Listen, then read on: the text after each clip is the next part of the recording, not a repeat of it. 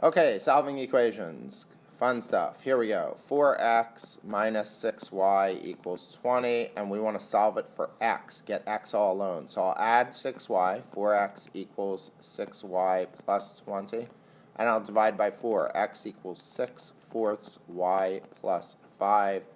And we reduce to 3/2 y plus 5.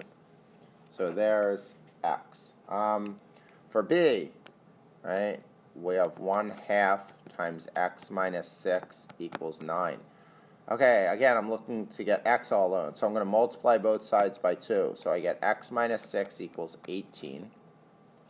And then add 6, and I get x equals 24 for b. For c, right, we have 4/5 plus 18 over x equals 8. Okay. So I'm going to subtract 4/5. So I get 18 over x equals 8 minus 4/5. So 8 is how many fifths? That's 40 fifths. And then minus 4/5. So I get 18 over x equals 36 fifths. Okay, so here we can see that we divided by 2, right, on the top. So the bottom, we would divide by 2, and we'd get x equals 5/2. You could have cross multiplied, but in this case, it was easier to see it as dividing by 2. And the last one, d, let's make space. We have d, 2 plus the absolute value, 2x minus 3 equals 5.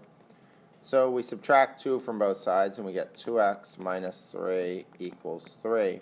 Now we split into 2, remember, absolute value. So we get 2x minus 3 equals 3, and we get 2x minus 3 equals negative 3. And now we solve. So I add 3, 2x equals 6, x equals 3. 2x equals 0, add 3 to both sides, right? And divide by 2, x equals 0. So we have this set 0, 3 for D.